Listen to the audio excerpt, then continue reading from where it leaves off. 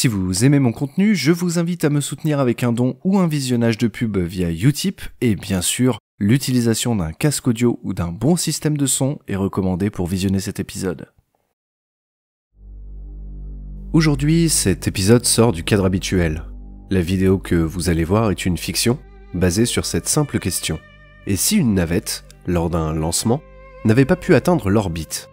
Aujourd'hui, on parle du Transoceanic Abort Landing, ou TAL.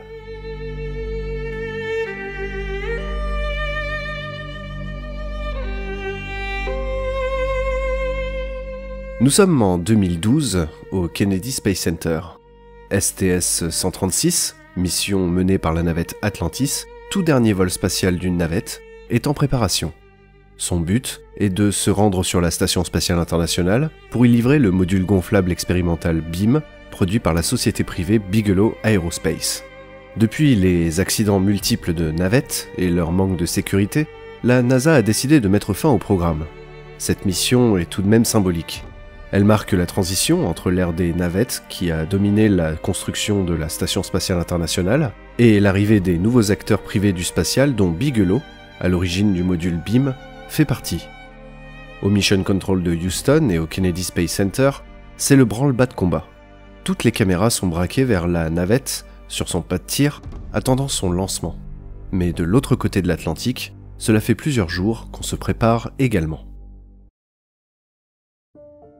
En cas de problème au lancement, plusieurs sites d'atterrissage sont prévus. C'est le TAL, ou Transoceanic Abort Landing. Selon l'inclinaison d'orbite au lancement, certaines de ces bases sont assez longues et bien équipées pour recevoir la navette. Plusieurs sites sont sélectionnés, et des accords sont signés avec les pays en question. À chaque lancement, on choisit donc un site primaire et plusieurs sites secondaires. Une fois le choix fait, des équipes de la NASA et des équipes locales se préparent avec tous les systèmes de sécurisation et de secours nécessaires. Selon les inclinaisons et les époques, un lancement depuis la Floride peut avoir un TAL en France, en Espagne, au Maroc ou en Gambie, entre autres. Mais le TAL n'est pas la seule procédure de secours en cas de problème au lancement. Une autre solution serait le Return to Launch Site, c'est-à-dire un demi-tour vers le Kennedy Space Center, mais ça ne marche efficacement que lors des premières phases du vol, juste après le largage des boosters. D'autres solutions de secours sont envisagées selon les cas, comme le BDA qui prévoit un atterrissage aux Bermudes, ou le CAL qui permet à la navette de se poser sur la côte est des États-Unis. Le hic, c'est que ces procédures concernent uniquement les premières phases du vol. Si un problème survient plus tard, la navette est alors trop loin et trop haut pour faire demi-tour en toute sécurité. À partir de ce moment-là, le TAL est alors la solution la plus simple pour faire revenir la navette sur Terre. Et si on est trop loin dans le vol pour faire un TAL, on peut soit effectuer un Abort to Orbit, qui positionne la navette sur une orbite plus basse que prévu, ou un Abort Once Around, qui voit la navette faire un tour complet de la Terre avant de se poser. L'Abort Once Around est prévu par exemple dans le cas d'une urgence médicale à bord. Enfin, la phase de secours la plus critique, si la navette ne peut pas revenir sur la terre ferme ou s'il y a un problème grave quand on est dans l'atmosphère, c'est le bail-out.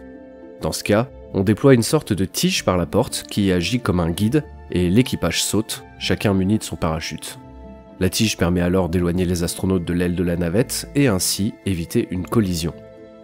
Dans l'histoire des navettes spatiales, aucune de ces procédures n'a jamais été utilisée à part l'Abort to Orbit. Lors de la mission STS-51F, suite à un problème sur l'un des moteurs principaux de la navette, il est décidé de faire un Abort to Orbit et la mission se déroulera normalement, mais avec une orbite bien plus basse que prévu. Pour STS-136, la base d'Istres est le site choisi en cas de TAL. Les sites secondaires sont Saragosse et Morón, deux bases en Espagne. Saragosse aurait dû être le site principal, mais la météo est plus clémente à Istres. Pour connaître les conditions météo sur place, la NASA a envoyé sur chaque site TAL un Learjet ou un C-12 et des ballons météo ont été lancés. Et c'est sur Istres que ce jour-là, les conditions sont les plus favorables. Il faut impérativement au moins un terrain capable d'accueillir dans de bonnes conditions météorologiques la navette pour que le lancement ait lieu. Sur les trois bases, des employés de la NASA et le personnel de la base font le dernier point matériel. Car de l'autre côté de l'Atlantique, la navette est sur le point de décoller.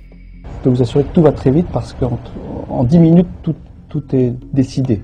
10 minutes pour décider et 35 minutes pour accueillir la navette après son décollage. Je dis bien 35 minutes entre la Floride et Istres pour accueillir la navette. Lorsque je dis que les 10 premières minutes sont capitales, entre 3 et 8 minutes, entre 3 et 8 minutes après le décollage, la navette spatiale, en cas de difficulté, est en mesure de se poser en Europe.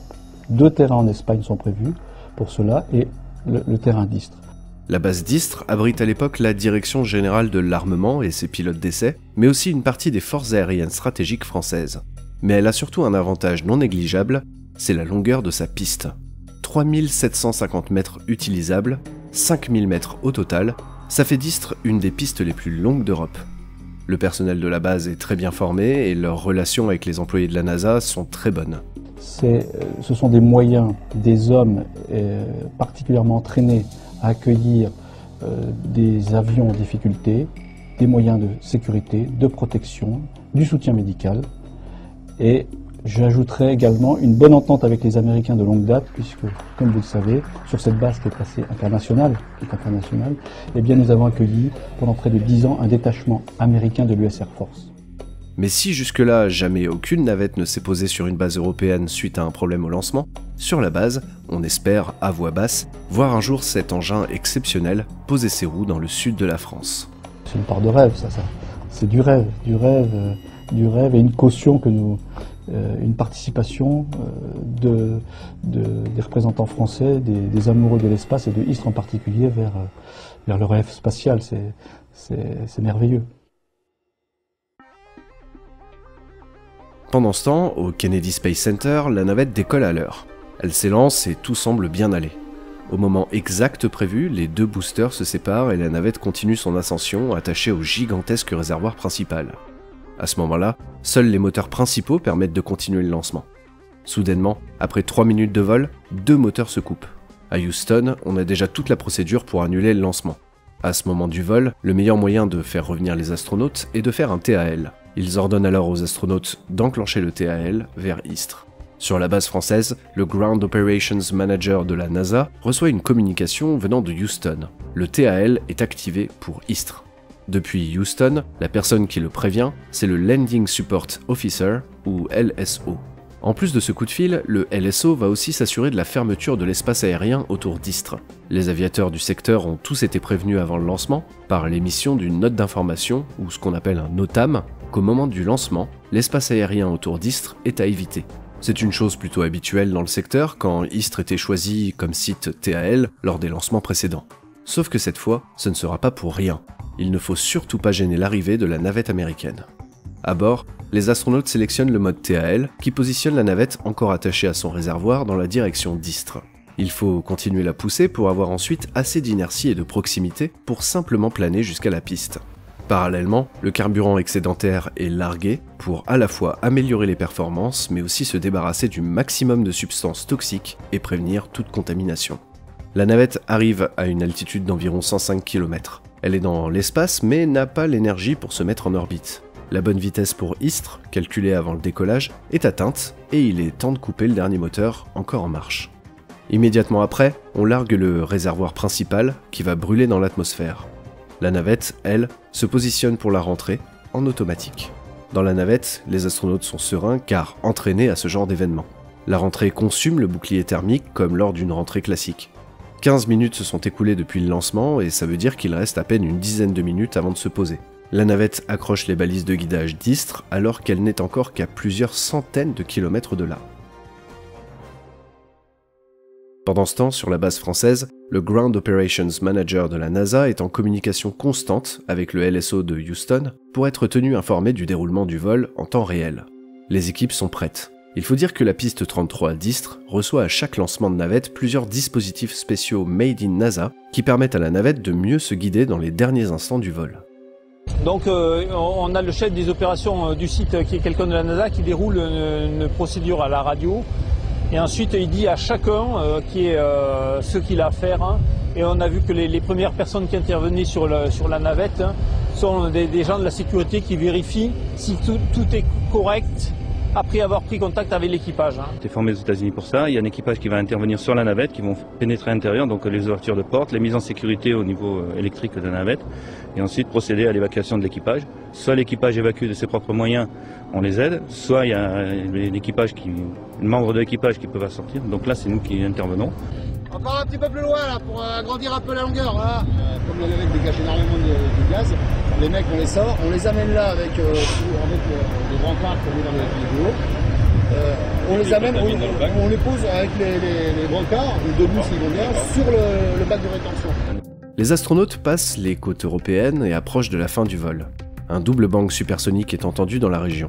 La navette est alors à l'altitude d'un avion de ligne et va démarrer sa descente et son approche vers Istres.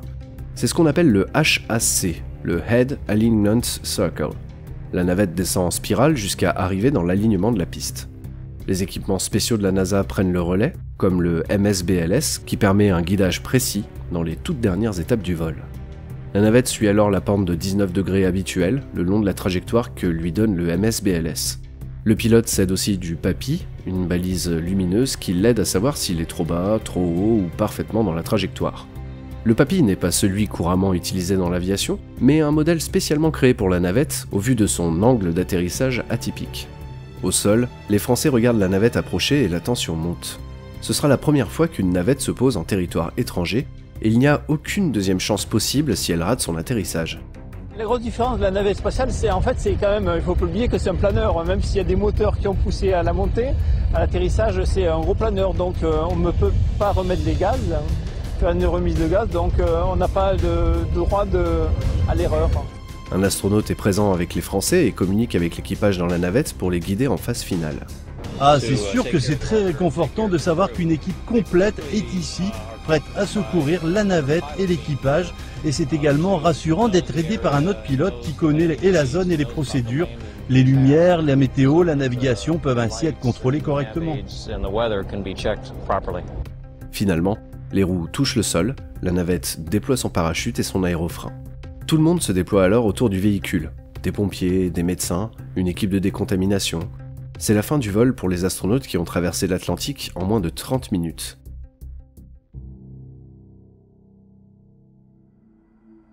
Maintenant, tout le problème va être de ramener la navette aux États-Unis. Et là, c'est la galère, parce qu'il n'est pas juste question de prendre la navette et la poser sur le 747 SCA.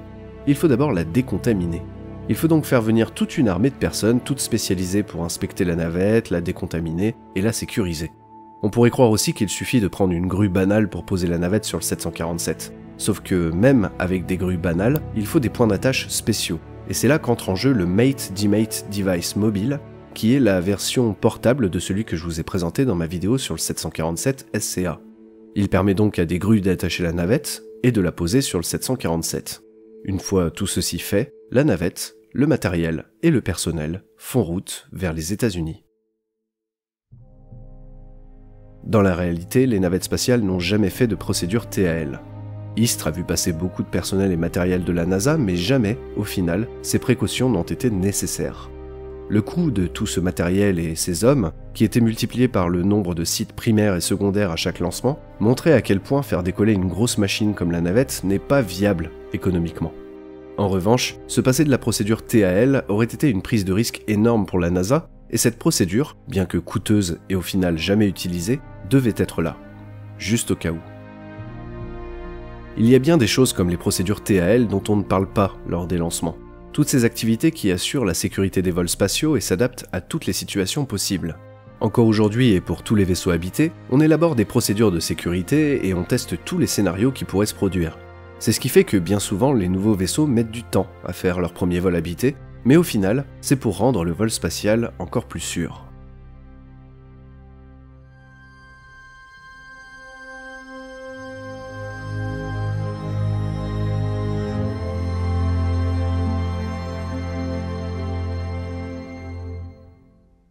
J'espère que vous aurez aimé cette vidéo, même si elle sortait un peu du style habituel. C'était en effet galère de faire une vidéo sur ce sujet-là sans tomber dans le trait technique, ce qui n'est pas vraiment la ligne éditoriale de la chaîne. Si vous avez aimé la vidéo, merci de laisser un like et un commentaire. Merci également au blog Lustublog, qui a signé un article vraiment génial sur les procédures de secours de la navette et qui m'a énormément aidé à écrire cet épisode. Bref, Je vous dis à bientôt sur la chaîne Stardust.